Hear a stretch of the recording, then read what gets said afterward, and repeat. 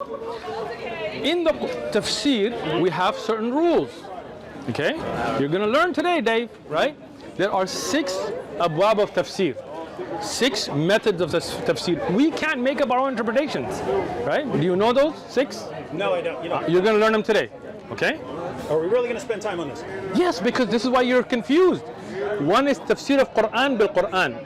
When the Quran explains itself, okay? So we take an ayah and another ayah that references that ayah. For example, when you say غَيْرَ الْمَغْضُوبِ عَلَيْهِمْ, there's a hadith on that. When you say أَنْعَمْتَ عَلَيْهِمْ, there's an ayah on who those are, right? So this is a little advanced for you, but just for help benefit anybody, right? From them is tafsir of hadith, from the Prophet. From them, so here, when you say man comes from water, the Prophet Muhammad explained what is meant by water. So when we find the authentic hadith from the Prophet ﷺ, then we explain that ayah in that way. When you say all of creation came from water, the Prophet Muhammad ﷺ explained that ayah by telling us that there was Allah and there was nothing with Allah. And then Allah made the arsh, and then there was water, and then the first thing that was created after that being the tablet and pen and so on. So when the Prophet ﷺ explains the ayah, then we take that context, check the authenticity, and then we explain it accordingly. You see, cleared up. Cleared up. Cleared up. Go ahead, speak to the camera. Speak to the camera again. You don't want to talk to me. Speak to the camera. Go ahead. Go ahead. Speak to your. Make clips. You're making it. It's not a conversation. He came here to make a video. So He didn't ask about dawah. This is not the claim. Here was that this is a miraculous statement in the Quran that every living thing was made from water. But when we ask what that really means, at first it's that there's so much water in the human body. Yes, but when we actually that's still true. We find that water was the first thing that was made. Yes. We have no idea whether it was H2O or not. We cannot say. This picture completely conflicts with the modern scientific picture, which he says It does not. cannot be true. That is not. That's a theory and not a fact. It conflicts with the modern scientific. And there are many theories that conflict each other. There are not. There's no other. No. But are there multiple theories about the beginning of the universe? Yeah, none of them. Thank you. Water. Thank you. None of those. You're taking a scientific theory and acting as if it's not. Yes, because what is confirmed? No. What is confirmed? What is confirmed? What is confirmed is there that the human and all living things, their cell are majority water. And that means this is the building block of all living things. You agreed to that. And that is it. To say that that original water, what stages it went through and so on, we do not claim, and no scientist has claimed as a fact. You know that, and you know there are different theories, but now because you're caught, you just want to speak to your camera instead of talking to me. You see, he didn't come to learn about dawah. This is not dawah. No. I want to be clear. I want to be clear. If he came to ask about this to me, he would be talking to me. What he came to do is to make a video so he can raise his money so you can support him. So I'm going to let him do that. Go ahead. It's all about money with you. I don't take a penny. Do the same thing. Challenge right now. All of you, stop taking money from your own pocket for people. Come and do this for the sake of Allah or your God Jesus, then we'll do it. You won't. The amazing confirmation is that cells contain mostly water as the fundamental building block. And when Allah says every living thing came from water, that's what he meant. Even though, according to Sheikh Uthman, that's not what he meant. What he means is everything in creation ultimately comes from water. Yes. Rocks, clay, everything. bricks, gold. Rocks don't have cells? Even if they don't have H2O, they ultimately come from that primordial, whatever it was, even whether it's H2O or not. Well, if that's all you're saying, then cells containing water is not confirmation of that, because it might not even be the same substance according to Sheikh Uthman. Moreover, I did not say that. I did not say that. About man coming from clay, man coming from dust. Following the same level of interpretation, we should say that the fundamental building blocks of man are clay and dust. No, that's not what we mean there. That's not what it means there. Notice, we take all these claims of Allah, and then we decide what Allah means after the fact. Based on the hadith. Where do we find predictions based on this? I predict that one day scientists will find that man is made of clay as the fundamental building block. They don't say there's none of that. Imagine that. Imagine the Prophet talking to the Sahaba saying, I predict the scientist, and they will tell you, what's a scientist?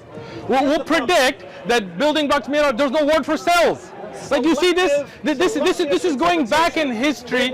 It is not. It is not. It is not. They look through the Quran and find where they. When we have an ayah of Quran that scientists, and I've given the name, agree a man in a desert could not have made such a claim, that's when you put it forward. No one could have claimed that all the building block of water. That's what the great philosopher Thales said. Okay, now the great philosopher Thales was a literate Greek philosopher. He's inspired by God. Was Thales an illiterate man in a desert?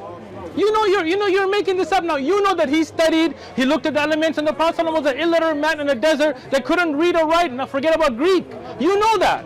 You know that. You know that. You know that. Anything about what other people knew? He could not read Greek. He could no. Wait. You asked the question. You asked the question. You asked the question. It's an oral culture. In the oral culture, was any work of the Greeks translated to be read in Arabic orally? Can you prove it? Because people can translate.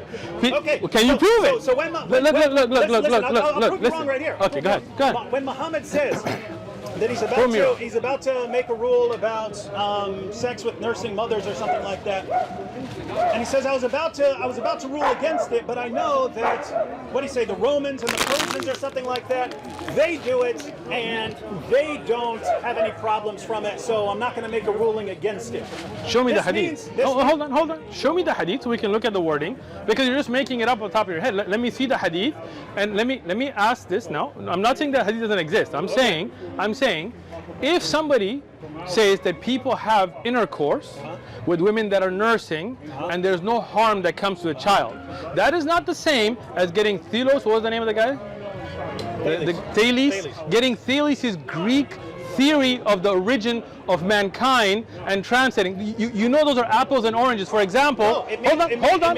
We're all talking about issues. Hold on. I don't know what in the world any of these people are doing with smuggling wives or anything. I have no idea. If I'm familiar with that, that means I'm getting a lot of information from other cultures. Listen, let me tell you something, okay? For example, if you say there are people in Pakistan that make guns in their homes, right? Like in the Fatah areas, right? That there are people that you hear about that they make guns at home, right? Does that mean that you know what Iqbal's poetry is? No, it means that they're communicating and you can't rule it out. Did you hear what I said? Did you hear what I said? Answer my question. Listen. You're saying I couldn't possibly have heard this or known this, and it's an oral culture, and they're talking about all kinds of things from completely different cultures, you can't rule that out. With that said, I don't care what Thales said. You said it's impossible for someone to claim that. Thales claimed that. That was the only response. I was not claiming that Muhammad got it from him. Okay, you're not claiming that. No, I'm not claiming. How would I know? How would I know? Good. I'm saying Good. So we agree. I'm saying if that's miraculous confirmation of Muhammad, how is it not miraculous confirmation of Thales? Let me tell you, because Thales was a literate philosopher in the hub. Hold on. Let me finish now. Thales was a literate scholar in the hub of a place of learning. The Prophet Muhammad sallallahu alaihi wasallam was an illiterate man in a desert who couldn't read or write Arabic, let alone Roman or Latin or Greek or any of that. The fact that he may have known about trade routes and what's going on does not mean that he knew about the philosophy of those cultures or be able to read their theories.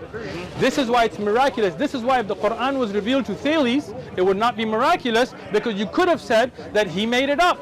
And that's why Allah chose an illiterate man in a desert, in a hub that was not a hub of philosophy. It was not a hub of learning. It was a hub of Bedouins that didn't even have a king. And Allah chose that prophet to reveal the Quran to show that he could not have come up with it. This is from Allah. And this is only, hold on, let me finish.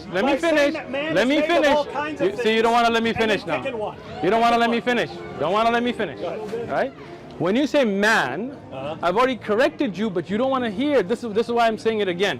When you're talking about the idea of all of creation is created from water, right? Hold on. I'm not saying it was or wasn't H2O, because I cannot make a claim on my own. Let me finish, man. This guy. Scientists are talking about H2O. If you're saying something else, there's no confirmation. Let me tell you. There's no confirmation. Let me tell you.